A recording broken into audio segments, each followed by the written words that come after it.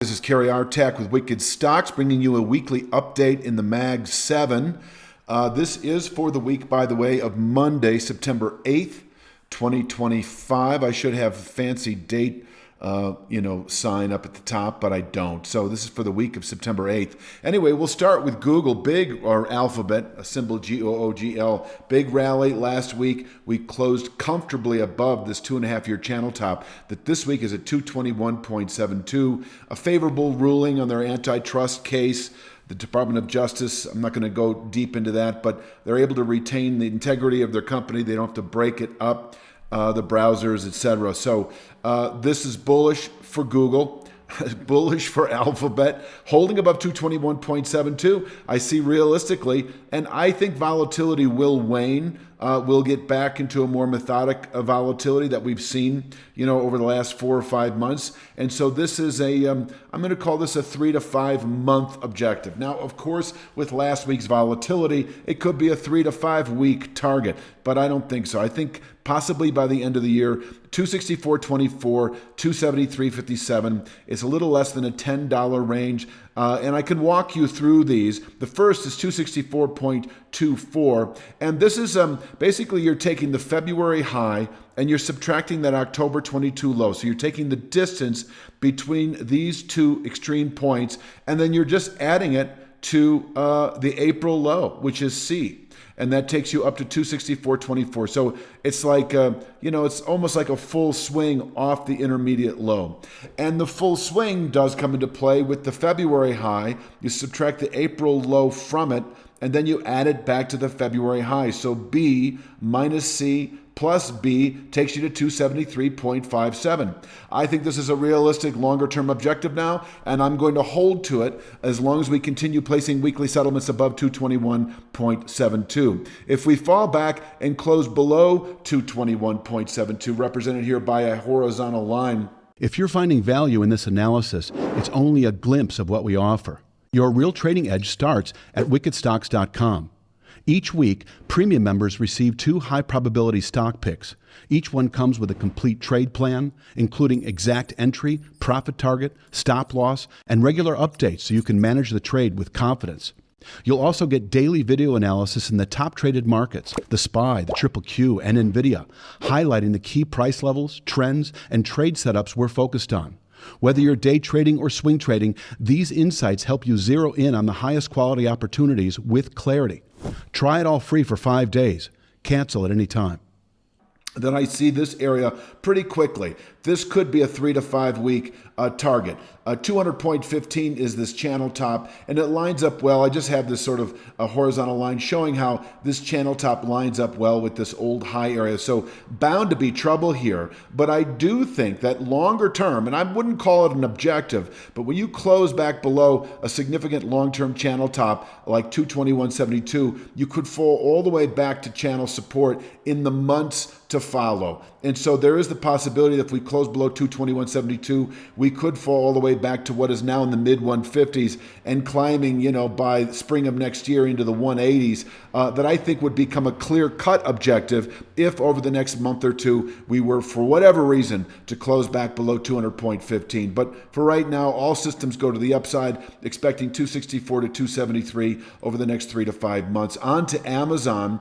Amazon is still in this sort of consolidative two-sided framework near to midterm. Over the last 6-8 weeks, we have a low of a high of 212.80. That is an initial support. I'll get to that in a moment. And you have resistance, the high settlement price that was put out back in January, 237.68 on the weekly chart, and the high itself is 242.52. This area is still able to contain buying on a monthly basis. We could fall back again into the 210s from here within a couple of months of testing it, but closing above 242.52 at the end of this week, and it's in reach actually given present volatility, closing above 242.52, we have what I would consider to be a 2 to 3 month target at 263.55. This could be quicker than that, but 263.55 is the Amazon 2.5-year channel top, well suited to contain buying through the first quarter of next year and even longer. It becomes a clear 2 to 3 month target if we close above 242.52. Until then, we could fall back to 212.80 over the next, say, 3 to 5 weeks. And if we do, it actually lines up increasingly with this channel bottom at 207.60. So if you're going to bottom pick Amazon, if you're looking for an area to buy, it is between 207.60 and 212.80. That does allow, once tested, pushing back into the upper 230s to low 240s again, as I've shown here. If we do then close, of course, below 207.60, all bets are off. Significant sell signal through the rest of the year and into the first quarter. This was probably 3 to 5 months. This could be another 3 to 5 month collapse back into the mid 150s where we could bottom out well into 26. On to Meta.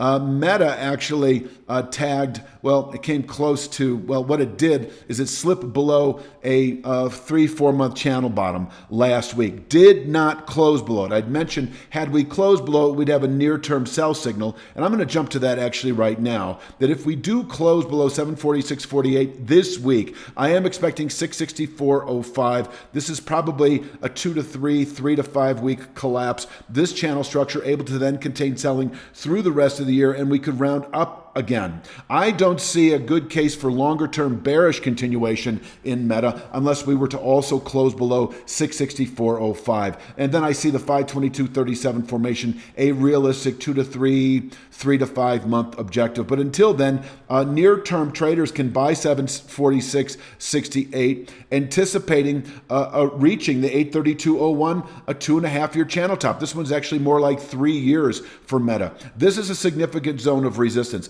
I don't expect to see it this week, but we certainly may see it, I don't know, by the end of November, over the next 2-3 months at the most. Holding above 746.48 will keep this 832.01 in play over that time horizon, where we can top out through the rest of the year and through the first quarter and fall away. If we were to close above 832.01 in the coming months, we're in a significant buy signal that's not altogether different than what I showed here earlier with Alphabet above its significant channel top. But getting back to Meta, if we can close above 832.01, longer-term bullish continuation. Until then, respect this area for its ability to contain longer-term buying pressures. If you're long Meta, and from an investment perspective, you may consider exiting some, if not all, and just waiting for the settlement above 832.01 before jumping back in again, because this could be a longer-term high. Once again, closing below 746.48 signals 664.05 within 3 to 5 weeks, where we could bottom out through the rest of the year and round up again.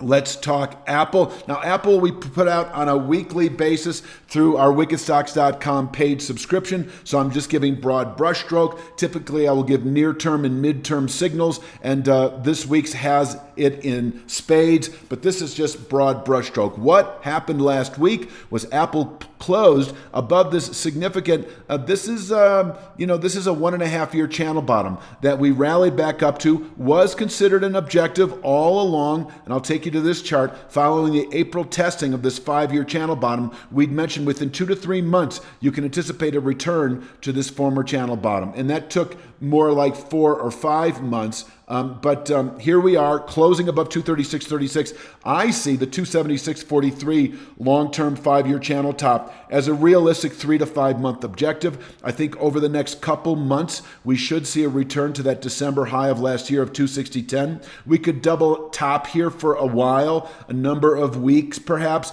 but I do see that holding above, as I've been mentioning to our subscribers all along, holding above this low 190s 5-year channel bottom will keep the mid 270s 5-year channel top in reach as a longer term 1 to 2 year target. Last week's settlement above 236.36 will keep now 276.43 in reach by the end of the year perhaps. If we close back below 236.36 this week, then we can over the next several months perhaps fall back to the 193.26 long-term channel bottom. Let's move on to Microsoft. Microsoft tested a 3-4 year, depending on how you define it, I'm going to call it a 3-year channel top about 2 months ago that is now 560.15. Since then, we've fallen back, closed below its sister formation that is now 534.26, and we closed below the low of the high, which I've been talking about now for the last few weeks. The settlement several weeks ago below 509.43 is considered a sell signal down to 468.35. You just can't ignore this old high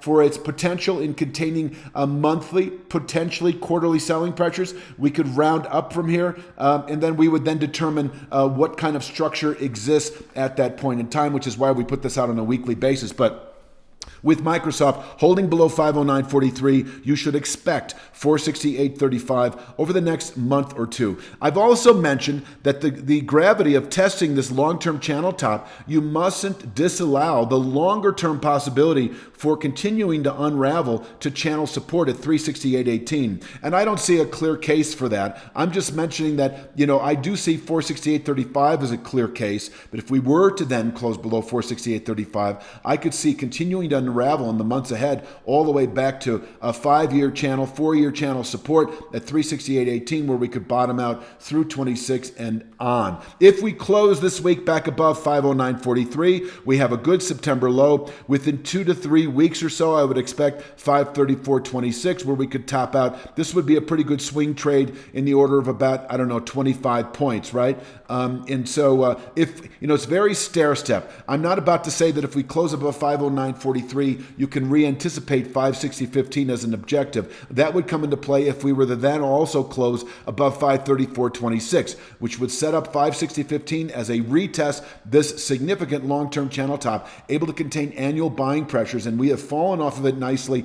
Selling pressures remain clearly intact into October trade below 509.43. On to Nvidia. This is another stock you're probably aware that we put out on a daily basis for free on YouTube. Nvidia actually closed above its 2.5-year channel top about a month ago, and then a couple of weeks later fell back to close below it. The failure to follow through on such a classic long-term buy signal is in itself a valid sign of weakness. And we've been mentioning to you folks who watch this every day on YouTube that having closed back below the 180-120 formation does allow the upper 140s as a 2 to 3 month target. And our clarifying last sort of shoe to drop on that idea came into play last week with the settlement below 168.79. We do now think that by the end of October, we could see 149.06. This 1-year channel top able to contain selling through the rest of the year. And from here, we could round up to new highs again. Upside, if we close this week back above 168.79, we reapproach the low 180s within a week or two. And you'll just keep following this on a week by week basis. We'll be updating you. If we were to close above 180-120 at the end of this week, which is highly unlikely, then we enter a buy signal up to 219.64. I've erased, I see our points, but that is a wave count. A minus B plus A equals 219.64. Finally, Tesla, another stock we put out for free every single day on our YouTube Wicked Stocks channel. This area, we're back in again. 351.39 is a 50% upside retracement from the December high against that more recent April low, and 360.21 is a 2.5-year channel structure. We've been pushing into this zone all the way back since May, and it keeps holding. If we do close above 360.21 at the end of this week in Tesla enters a long-term buy signal. And I think realistically, this is a 5 to 8 month rally to 522.49. If we close above 360.21, this is more investment grade stock pick because of the duration, the 5 to 8 months. Now, if you're watching us on YouTube, you know that we provide near and mid-term price targets to the upside as well. But bottom line, 351.39, 360.21, significant pivot point through the rest of the year. Closing above it, we're looking for the 520s as we move into Q1, Q2 of next year. Until then, falling away from 351.39 is certainly in the cards, and we can ease back to 316.28 repeat over the next couple, 2-3 weeks, where we could bottom out on a weekly basis, closing below this simple trend line after retesting the 350 so much should result in a kind of a pivot, a southbound pivot that within 1 to 2 months we could fall back into the upper 250s where we could bottom out through the rest of the year. I'm past 13 minutes. I don't like to go past 10, but we do cover 7 stocks here, so they each get a couple of minutes. And I think we've covered it pretty well. I'll be back next week with another update on the Mag 7. You have a fantastic week.